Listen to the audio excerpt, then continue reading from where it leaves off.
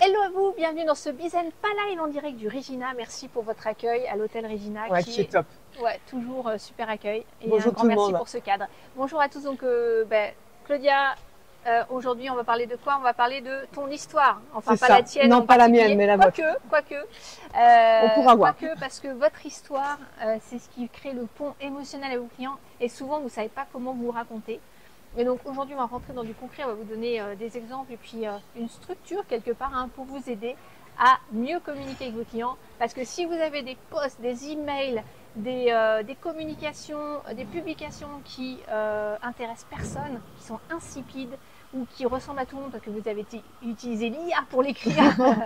On aime l'IA pour structurer, pour brainstormer, mais si vous avez utilisé l'IA pour l'écrire et que vous avez perdu votre plume authentique, eh ben, on va vous aider à la retrouver en partie grâce à ce live, on espère.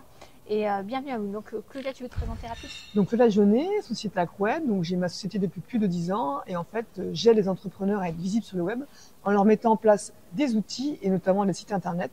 Et ma particularité, ma force, c'est qu'en fait je vous mets en place des outils sans aucune connaissance technique que vous pouvez utiliser simplement ensuite pour être visible vraiment sur internet. Ah, elle a bossé son pitch. Ouais, c'est ça, j'ai bossé mon pitch. Elle a bossé son histoire. Et donc moi je m'appelle Cécile Lamiel et je suis coach business et je t'accompagne si tu veux développer ton activité dans le domaine du service et vivre à plein temps ton activité en ayant un marketing qui est fluide pour toi sans avoir à faire quelque chose de pushy qui va faire fuir tes clients. Donc aujourd'hui on va parler de ton histoire parce que c'est un sujet super important. Et souvent, quand on parle de soi, on a une fâcheuse tendance à parler de ses caractéristiques, de ses outils, des méthodes qu'on utilise. De son titre, en fait. Voilà, de son titre. Je suis sophrologue, je suis naturopathe. Je suis coach en reconversion professionnelle, c'est un petit peu mieux. Mais derrière, on n'a pas forcément une idée concrète de ce que vous faites. Et de ce qui résonne autour de vous, c'est-à-dire de vos valeurs, de votre histoire, de ce qui va créer un pont émotionnel. Les gens, ils raisonnent par rapport aux émotions. Ils ne raisonnent pas par rapport aux outils, aux caractéristiques de ce qu'on partage. Et ils achètent aussi par rapport aux émotions. Exactement. On achète toujours émotionnellement et on vient justifier par la logique, par du rationnel. Donc, on a besoin de communiquer sur les deux, mais la première chose qui va faire la connexion, c'est votre histoire, ton histoire, quel que soit le domaine dans lequel tu interviens. C'est un petit peu comme dans les films ou dans les séries, tu vois. Il se passe toujours des choses, il y a des rebondissements. Oui. Une histoire, c'est pas complètement flat, plat. C'est quelque chose qui va prendre, captiver et garder la personne en haleine. Donc dans une histoire, il y a plusieurs étapes en fait. Et il y a un livre que j'avais lu à l'époque qui était l'histoire du héros de Joseph Campbell, donc The Hero's Journey, plutôt le chemin du héros. Je sais pas comment il se traduit en français, moi je l'avais lu en anglais. Mais en gros, alors c'est pas forcément adapté à l'entrepreneuriat, d'accord, mais on peut en tirer des clés pour l'entrepreneuriat. Et ça va nous montrer effectivement une structure finalement pour raconter l'histoire qui soit intéressante. Et donc en général, je vous donne la structure un peu brute comme ça, mais on va affiner après. C'est au départ, vous êtes dans votre monde ordinaire. Dans un film, c'est ça. Vous voyez la personne. Peut-être que elle est, je sais pas, elle a un boulot, elle vit sa vie. Tout va bien dans sa vie, elle est mariée, elle a des enfants, elle fait du sport, tout va bien, puis tout d'un coup il y a un pépin, un truc qui se passe dans sa vie où elle a une problématique. Donc ça peut être une histoire de couple, ça peut être un problème de santé qui arrive, ça peut être un problème avec ses enfants. Voilà, il se passe un truc, une rupture en fait qui fait que tout d'un coup c'est un petit peu la descente aux enfers. Si on faisait une courbe en fait, au départ elle est là, puis tout d'un coup c'est comme si elle plongeait au fond de la piscine. Et là c'est les péripéties qui s'enchaînent. Et nous, on est en empathie avec cette personne parce qu'on la voit se dégrader et on se dit oh, jusqu'où ça va aller waouh, et ça résonne avec nous parce qu'on est plongé dans les émotions avec elle. Et c'est comme ça que se construisent généralement les séries ou les films. C'est que tout d'un coup, on va plonger avec le héros dans ce qui arrive de pas cool. Jusqu'à ce qu'il touche le fond de la piscine et qu'il se passe quelque chose qui fasse qu'il arrive à se relever. Donc ça peut être une nouvelle rencontre, quelque chose de décisif qui fait que finalement il va réussir à s'en sortir. Et il y a pas mal de films qui sont construits comme ça. Et petit à petit ça va remonter. Et parfois il y a à nouveau une nouvelle chute et ça va remonter. Et c'est ce qui fait qu'on est tenu en haleine, c'est qu'on vient dans des montagnes russes comme ça d'émotions où on est à chaque fois captivé parce qu'on ne sait pas ce qui va se passer derrière. Et en même temps on nous tease, on nous fait voir, on a envie de connaître la suite parce qu'on finit à la fin sur quelque chose qui est en rupture par rapport à ce qui s'est déjà passé. Donc il y a des boucles, il y a ce qu'on appelle des cliffhangers, je perds mon micro, il y a des boucles ouvertes et des boucles qui se ferment, c'est-à-dire il y a une question qui se pose, on ne sait pas quel est le dénouement, et jusqu'à ce qu'on ait atteint le dénouement, on reste en haleine, et c'est comme ça qu'on nous maintient comme ça par des vagues dans l'histoire. Donc voilà, héros ordinaire, ensuite il vit une difficulté, il traverse ses difficultés et il rebondit, il en ressort grandi. C'est un petit peu le schéma avec une courbe comme ça qui remonte. Et on peut faire ça sur différents actes, et dans l'entrepreneuriat, c'est un petit peu la même chose. C'est-à-dire qu'on a ce schéma-là, ton histoire, tes galères, tes transformations. Donc si, par exemple, je partage mon histoire, je peux la raconter sous différents angles en fonction de la thématique, et c'est ça qui est important, que je vis. Je vous donne un exemple. Quand j'étais dans la parentalité, j'ai mis l'accent sur... C'est un peu comme si tu bouchais le projecteur et tu le mettais sur un pan de ton histoire qui est important. Donc, moi, une des ruptures qui dans ma vie, ça a été la perte de mon papa. Mon papa est décédé d'un cancer en 2009. Et jusque-là, j'étais dans mon histoire de héroïne ordinaire, c'est-à-dire j'avais une vie de famille, j'étais en couple, j'avais ma fille, j'étais salariée depuis 18 ans, enfin un peu moins à l'époque. J'avais une vie pépère, tranquille, on va dire, hein. Et j'étais sur des rails un petit peu, et j'étais en CDI, je me voyais pas forcément être indépendante, même si j'avais toujours cette petite idée qui traînait, mais dans ma tête, c'était pas forcément flagrant. Mon père décède, donc rupture, boum. Et qu'est-ce qui se passe suite à ça? Je cherche une chose, mon père vient de décéder, il venait de prendre sa retraite. Et je me dis, waouh, t'as qu'une vie, si tu veux en profiter, c'est maintenant. Mon père, il avait des projets de partir en voyage, il voulait partir au Vietnam, il avait le projet avec ma mère d'acheter un camping-car et de faire le tour de l'Europe. Et comme ils n'avaient pas forcément l'argent, parce que mon père était donc professeur, mais ma mère était maman au foyer, et donc ils n'avaient pas forcément le budget pour partir en vacances loin, etc. avant. Ils attendaient vraiment de cumuler à la retraite, la maison était finie de payer, enfin il y avait tout un tas de choses qui faisaient que les curseurs étaient ouverts pour finalement profiter pleinement de à la fois leur budget et de leur temps. Comme beaucoup, c'est ce qu'ils se disent, hein, on profitera à la retraite. Sauf que voilà, mon père décède et boum, tous les rêves sont balayés, partis à la poubelle. Ma mère se retrouve seule. Elle dit d'ailleurs à cette époque-là que sa vie est foutue. Première chose qu'elle dit. Mon père, il n'en a pas profité. Et moi, je prends ça comme une claque. Et je suis à une période de transition où j'ai vécu un licenciement économique en plus. Et je viens de redémarrer un nouveau boulot. Donc quelques mois sont passés, je viens de redémarrer un nouveau boulot. Ça fait à peine 3 mois que je suis dans ce nouveau boulot quand mon père décède. Et là, je me dis, ah non, mais c'est pas possible. Je suis tous les matins à presser ma fille pour aller à l'école, vite fait, pour être à l'heure. Le soir, c'est mon conjoint qui la ramène. Je fais des horaires assez amples. Je travaille beaucoup et en même temps, je me dis, tu ne vas pas attendre la retraite en fait pour profiter de la vie. La vie, c'est maintenant. Et donc, je prends conscience de ça et petit à petit, je commence à chercher. C'est la quête du héros là, de nouvelles expériences. Et je commence à chercher une solution pour commencer à générer des revenus alternatifs pour pouvoir éventuellement à terme quitter mon boulot. Et ça dure cette période-là pendant quand même pratiquement 5 ans. C'est-à-dire entre le moment où j'ai commencé à chercher et le moment où j'ai commencé à mettre en place des choses, parce que j'avais pas forcément le mindset, il a fallu que je passe par des apprentissages, que je commence à me former, que je m'entoure de nouvelles personnes, et tout ça, ça a pris du temps. J'étais pas dans un monde d'entrepreneurs du tout, moi. Je connaissais aucun entrepreneur que des salariés. Et voilà, et boum, je rebondis et je lance mon premier blog, ma première activité en ligne. Je lance aussi, je me forme dans l'immobilier, j'investis dans l'immobilier. Tout ça, c'est des actions qui font que petit à petit, je génère des revenus et mon business en ligne commence à décoller et voilà, et c'est parti. Et voilà, et quand en fait j'étais dans la parentalité, j'appuyais plus sur, ça c'est plus le côté entrepreneur, hein, comment je me suis lancée.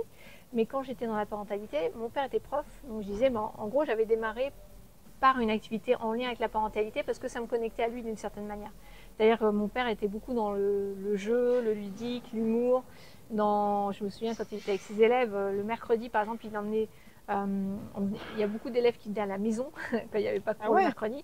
Ouais, et ils faisaient des cours de théâtre à la maison. Il leur faisait faire des scènes, ils préparaient les spectacles de fin d'année. Et donc moi je voyais ces élèves, ils s'éclataient, ils rigolaient tout le temps. Ils faisaient beaucoup d'imitations, de jeux de rôle, etc. Et moi j'ai vécu là-dedans en fait. Et quand j'ai lancé mon activité sur la parentalité ludique, par le jeu et par l'humour et tout ça, par une communication en non-verbal avec nos enfants, bah, c'était en lien avec tout ce que j'avais vécu, et un livre qui a été aussi un déclic. Et voilà, je vais mettre le projecteur sur cette partie de l'histoire quand je parle de parentalité.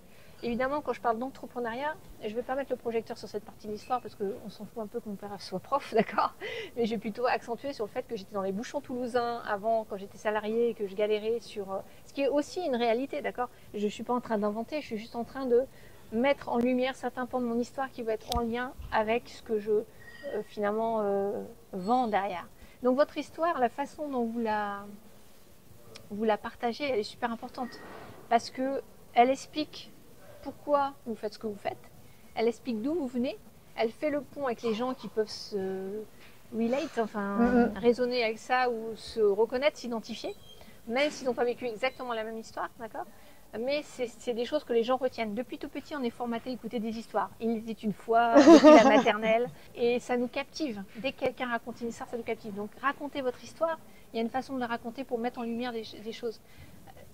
Une histoire, la façon dont on raconte quand on est entrepreneur, c'est pas un CV, c'est pas en 2009 mon père décède, en 2013 je lance mon blog, en 2014 là il se passe rien. Non, il n'y a pas d'émotion, il n'y a pas de...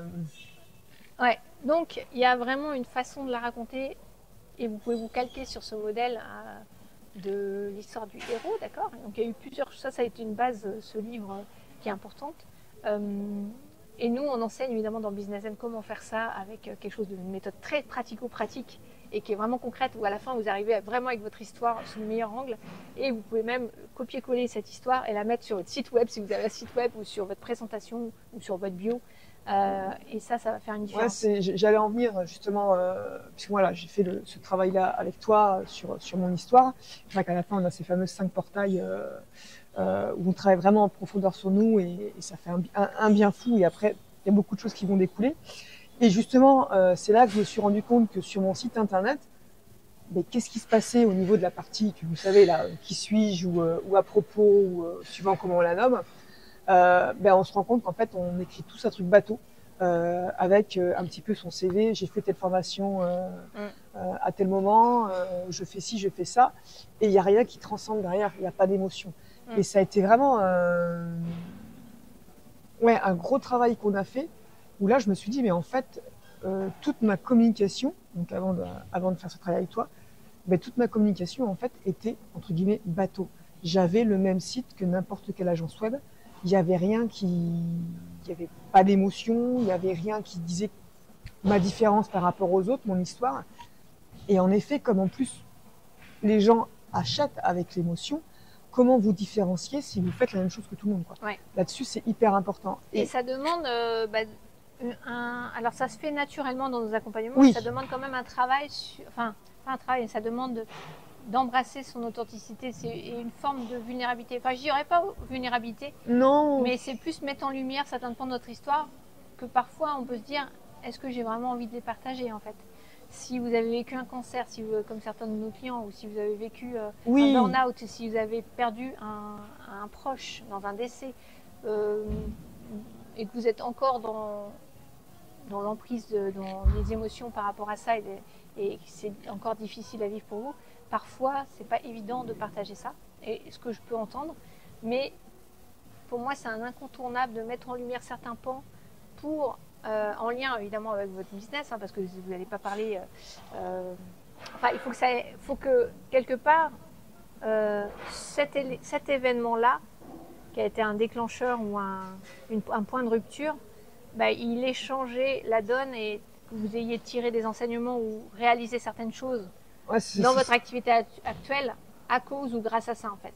Mais c'est le travail qu'on fait avec toi justement, c'est que ces fameux 5 portails qu'on travaille, c'est à chaque fois les étapes de notre vie qui nous ont fait évoluer par rapport à notre business. Oui. Et du coup, on va travailler en profondeur. Et il y a même des fois, il y a des choses qu'on s'en était pas rendu compte. En travaillant sur notre histoire, on s'aperçoit, ah mais c'est pour ça que j'ai fait ça. Ou à l'inverse, mais pourquoi je mets en place, pourquoi j'ai telle offre ou tel produit alors que ça me correspond pas, etc. Et en fait, c'est pour moi, c'est vraiment un travail essentiel de travailler sur votre histoire. Parce tu peux partager juste par rapport à ton histoire, Claudia, parce que là, ça vous paraît, moi je vous ai donné mon exemple, juste pour donner un cas concret aussi de toi, quel pont t'as fait en fait par rapport à ton histoire à toi? Bon, il y a eu plusieurs déclics. Le premier, c'est quand j'étais salariée. Pourtant, je gagnais bien ma vie. En plus, je travaillais à l'université, donc j'avais cette chance d'avoir plein de vacances. Mais au final, j'allais souvent au boulot en pleurant. Ah oui. Donc, à un moment donné, et ce déclic, ça a été, voilà, j'avais du harcèlement de ma directrice et compagnie. T'es au feu rouge, j'étais en train de pleurer, et tu tournes la tête et tu vois tout le monde qui fait ça, qui a une tronche de déterré. Et tu dis non, il y a un moment donné, je peux pas continuer à faire ça. Il faut que je fasse un métier que j'aime. Donc du coup, j'ai quitté. Ça a été l'un des premiers déclencheurs. J'ai quitté mon travail et je suis partie en formation donc, pour devenir webmaster. Ensuite, le deuxième, ça a été le décès de ma maman, où un peu comme toi, c'était je travaille, je profiterai à la retraite. Voilà, 60 ans, elle a été diagnostiquée à Alzheimer et 68 ans, elle est décédée. Donc la retraite, elle n'en a pas profité. Et là, tu te dis la même chose. Je vais pas. Alors, à la fois, je vais pas attendre la retraite pour profiter, et à la fois, j'ai eu une période où j'ai plongé après son décès. Et quand je suis remontée, c'était ok, maintenant, qu'est-ce que tu veux faire de ta vie? Et que ce soit d'un point de vue perso et d'un point de vue pro. Donc ça a été aussi le deuxième déclencheur. Le troisième déclencheur, c'est justement après la mort de ma maman, quand je suis remontée, j'avais un projet en tête personnel depuis un moment que je voulais pas mettre en place parce que j'avais beaucoup de peur de moi, etc., pas confiance. Donc là, j'ai commencé à prendre confiance et j'ai mis en place ce projet. Donc tu vois, il y a eu plusieurs points de rupture. À chaque fois, tu as rebondi et c'est oui, passé des choses derrière. À chaque fois, ça a été ça. Voilà. C'est l'histoire du héros de tout à l'heure. Hein, ouais, c'est ce que ça. tu dis. Et ça, en fait, ce qui est intéressant, c'est que tu vas parler du contexte, tu vas parler de ce que tu as vécu, tu vas parler de... c'est pas juste l'événement, en fait, c'est qu'est-ce qui s'est passé autour et qu'est-ce que ça a déclenché chez toi, chez tes proches, les changements qu'il y a eu. C'est ça, c'est tout ça. Et voilà, la mort de ma maman, ça m'a donné envie de remonter. Et donc, j'ai beaucoup travaillé sur le développement personnel. J'ai monté un projet, donc c'était un site Paradis Animalier, qui est un cimetière pour animaux, virtuel, où j'ai investi beaucoup de temps et d'argent. Et en fait, je me suis lancée tête baissée dans ce projet qui n'a pas fonctionné. Donc du coup, je suis retombée, puisque voilà, quand tu investis 35 000 € dans un projet qui ne marche pas, derrière, ça engendre en plus des conflits familiaux, etc. Et du coup, j'ai replongé, mais après, j'ai rebondi parce que je me suis dit, ok, pourquoi ça n'a pas fonctionné? En même temps, j'ai aussi appris beaucoup de choses techniquement en créant le site internet, parce que c'est un site internet très très poussé techniquement. Donc, ça m'a aussi ouverte par rapport à ça. Et comme j'ai souhaité savoir pourquoi ça n'a pas fonctionné, je me suis dit, ok, aujourd'hui j'ai mon entreprise, ce projet n'a pas marché, j'ai envie de vraiment booster mon business, comment je fais?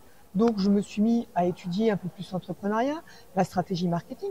Je suis tombée sur toi, super rencontre. Et en fait, tout ça, c'est des choses qui en effet font comme ça, mais qui permettent vraiment de rebondir. Et c'est Et de partager, en fait, ça crée rien. Vous voyez, si tu partageais pas ça, tu aurais une com hyper corporate, très lisse, très... moi, j'appelle ça la com des flyers, tu vois. Vas-y, détails. C'est juste les flyers ou les plaquettes, tu vois. Qui c'est qui a envie de lire une plaquette, franchement? C'est voilà ce qu'on fait, voilà pourquoi on est les meilleurs et acheter chez nous. Personne n'a envie de ça aujourd'hui. Les gens, ils sentent que c'est de l'aseptisé, du réchauffé, du déjà vu et ils s'en foutent. Surtout dans les métiers du bien-être, du coaching, de l'accompagnement. Où là, l'humain est hyper important. Voilà, ce côté humain. Donc, si vous faites un truc trop lisse qui ressemble à tout le monde et en fait, vous ne montrez pas qui vous êtes vraiment, les gens, ils accrochent pas en fait. Donc, l'authenticité, elle est super, super importante. Et par votre histoire, il y a un moyen de l'amener pour que ce soit attractif et que ce soit pas non plus déversé dans le pathos à fond. Il m'est arrivé que des malheurs dans ma vie, parce que ça peut faire fuir aussi. Ça peut faire fuir aussi. Parce que dans l'histoire, il y a toujours un rebondissement. Si vous racontez que vos malheurs, eh ben, il va pas se passer grand-chose. Parce que si les gens vous suivent, il faut quand même qu'il y ait un dénouement, voilà, où vous avez tiré des enseignements, des choses qui ont apporté, qui sont à l'origine de votre méthode. Donc il y a aussi ça, des fois que je vois, tu vois, les gens ils vont raconter que les merdes qui leur est arrivées. Et c'est tout. C'est pas mieux non plus. Mais non, je pense qu'il faut savoir être vrai. Il faut savoir reconnaître et parler de ses erreurs. Parce que quelque part, une erreur, on en ressort toujours plus fort parce qu'on apprend. Moi, je vois Paradis Animalier. C'est peut-être la plus belle erreur que j'ai pu faire. Parce que me planter comme ça royalement m'a permis vraiment de rebondir, mais beaucoup, beaucoup, beaucoup plus fort. Parce que du coup, je me suis dit, ok, je veux que mon entreprise marche, je veux me booster, donc je vais me former plus, je vais m'entourer de personnes comme toi, Cécile, pour bouger tout ça, et je vais apprendre de cette erreur. Et c'est pour ça qu'il faut pas hésiter faut pas cacher les choses. Il faut les dire. Et ça, je pense que c'est hyper important.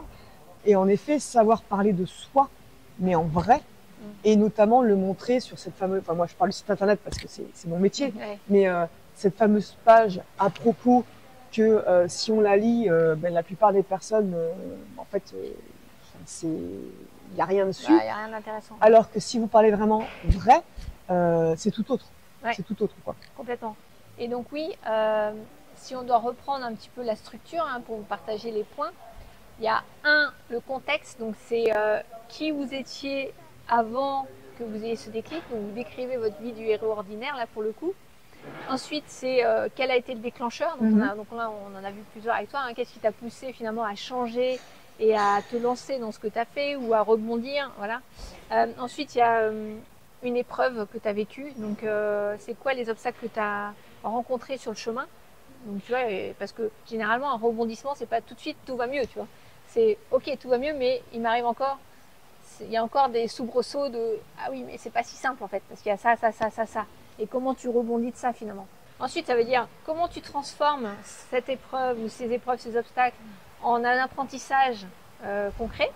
Et derrière, comment tu transmets ça aux gens que tu accompagnes ou en quoi c'est à l'origine de ta méthode, en quoi c'est à l'origine de ce que tu fais aujourd'hui. Voilà, la transmission aux gens que tu vas pouvoir aider. Et voilà un petit peu les différentes étapes pour vous montrer comment vous pouvez construire votre histoire. Alors nous, on a une méthodologie dans Business Zen et dans Signature Magnétique qui permet de faire ça de manière très simple en répondant à des questions et en suivant un procédé. Un peu comme on monte un meuble Ikea, mais version... voilà, et on vous donne tous les outils pour le faire. Et honnêtement, c'est assez rapide quand vous faites bien le travail. Vous répondez aux questions, vous vous assemblez comme un puzzle ou des Lego plutôt, et vous avez vos 5 portails qui créent votre histoire en fait. Et après, vous n'avez plus qu'à la copier-coller dans tous vos éléments et vous pouvez réutiliser la méthode pour mettre un angle d'approche spécifique lié à une nouvelle thématique si vous en créez une nouvelle pour éclairer les points de votre histoire qui sont importants par rapport à votre offre. Donc, si vous voulez que vous accompagne là-dessus, on met le lien sous la vidéo. Sous la vidéo, vous pourrez regarder ça. Mais sinon, voilà un petit peu la structure que vous pouvez utiliser et ça va faire une différence dans ce que vous allez vivre avec vos clients, je peux vous l'assurer. Même dans l'écriture de votre communication, moi j'aime bien partager toujours toutes les histoires qu'on vit sont pertinentes. Ce matin, on a tourné plusieurs vidéos.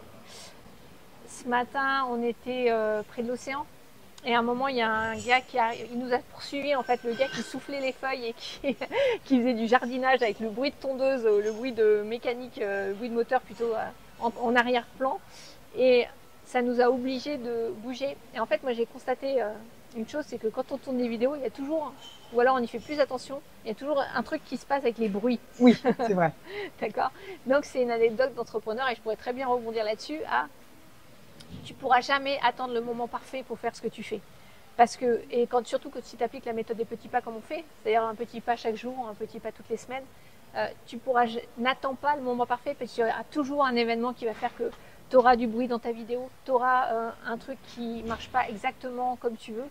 Et si tu attends que toutes les conditions soient réunies pour que tu fasses un truc parfait, tu peux attendre longtemps et tu fais rien et ton business il n'avance pas. Donc voilà, un exemple, une anecdote qui se transforme. Alors c'est pas mon histoire en tant qu'histoire de personne, mais c'est quand même une histoire. Et je pars de quelque chose qui est un truc qui nous est arrivé. Et il faut savoir que le taux de rétention de ce qu'on raconte en tant qu'histoire, elle est beaucoup plus élevée que quand on le raconte sous forme de clés ou d'outils. Les gens ne retiennent pas les outils et les clés.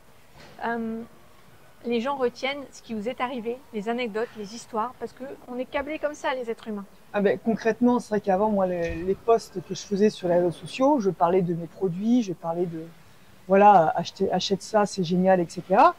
J'avais très peu de vues, de likes, tout ça, jamais rien d'ailleurs. Et depuis, voilà, que Cécile, voilà, tu m'as formé, etc. Alors, je vais pas cacher qu'au début, c'était pas évident mais d'avoir une anecdote de la journée et d'en faire un écrit derrière ou une vidéo, etc. C'est un petit peu de travail, mais maintenant ça va tout seul. Et c'est vrai que les posts où j'ai eu le plus de likes, d'engagement, ça a été ma fameuse chute de vélo. C'est vrai qu'on en parle de temps en temps dans La le poursuite business. avec les oies. Voilà, je me suis fait courser par des oies et j'en ai fait un post derrière. Et en effet, c'est amener ce qui m'est arrivé et après, derrière, parler de mon travail, de ce que je peux apporter aux autres. Hein. Donc, c'est toute une méthodologie aussi que tu nous apprends à comment faire, à écrire ces posts. Et puis, récemment, le dernier que j'ai fait, voilà, je suis partie faire Compostelle et j'en ai fait un post. Et celui-ci m'a emmené, alors je m'y attendais pas du tout, voilà, beaucoup de commentaires, notamment de personnes que j'ai pas vues depuis plus de 20 ans, ou des clients qui m'ont contacté en me disant ah, etc. Voilà, et derrière, faut pas croire que ça peut pas vous apporter des ventes. Bah, c'est l'inverse. C'est l'inverse. Moi, tous mes emails ou mes communications où je ne vends rien, c'est-à-dire je partage juste une histoire, une anecdote, c'est là où je vends le plus. C'est ça. Enfin, je vends rien concrètement, je fais pas la promotion d'un service ou d'un produit. Je raconte juste ce qui s'est passé, les enseignements que j'en ai tirés et j'apporte de la valeur. Et ben, c'est là où je convertis le mieux. Et si vous écrivez régulièrement des emails, si vous faites régulièrement des communications en partant des histoires, votre communication va changer du tout au tout. Ça s'apprend, ça s'appelle le copywriting, ça s'appelle aussi le storytelling, tout ce qui finit en ing. Marketing. Et honnêtement, c'est fun, c'est fluide. Quand vous le faites avec votre personnalité, votre ton, et on vous enseigne à faire ça, c'est vraiment fun et vous allez kiffer communiquer. Ça va plus devenir une contrainte. Mais ça doit faire partie de votre process de travail en fait, de la semaine. Parce que si vous incluez pas de travail sur cet aspect-là dans votre façon de communiquer sur votre activité, d'être visible, c'est mort. D'accord. Donc c'est vraiment important vous allez ramer beaucoup plus si vous faites pas ça en fait. C'est ça. C'est vraiment important. Et ça change vraiment la donne. Enfin, moi, j'ai vraiment vu la différence. Et en fait, voilà, vous êtes vous. Et le fait d'essayer de créer des choses, d'écrire des choses qui parlent de vous, vous allez voir que, alors, au début, voilà, on se met un petit peu entre guillemets à nu, donc ça peut paraître difficile. Mais après, ça va vraiment tout seul. Et du coup, c'est beaucoup plus facile d'écrire que d'écrire quelque chose sur je vends ce produit. Et on parlait aussi le Business Live précédent sur la prospection. Et du coup, on n'a plus l'impression de prospecter en faisant du storytelling. Ouais. C'est complètement différent, alors que c'est un moyen de prospecter. Oui. Et c'est un entraînement. Donc, entraînez-vous, amusez-vous, faites-vous plaisir, dites ce que vous pensez, partagez vos opinions, partagez votre histoire. Et ça va changer la donne sur votre business. Donc, voilà. Alors, par contre, les erreurs à éviter, c'est vrai que personne n'est parfait. Donc ça sert à rien d'être parfait dans vos posts, de vous montrer que tout va bien, il n'y a pas de souci, vous êtes le meilleur, ceci, cela. Vous allez perdre en authenticité. Et donc ça, c'est vraiment important de vous montrer tel que vous êtes. Voilà, de vraiment de pas se censurer sur son histoire, sur qui on est, sur. Il y a des gens qui vont être attirés, des gens qui vont être repoussés, et des gens qui vont pas accrocher. Et c'est tout à fait ok. C'est ça qu'il faut vraiment comprendre, c'est que il y a une partie des gens qui vont venir à vous. Et ça va être les gens en plus que vous allez adorer accompagner parce qu'il y a vraiment une résonance. Et les autres, c'est pas grave. Okay. Et ça fait un tri sélectif en fait. Ça fait un tri, voilà, et c'est pas plus mal. Voilà.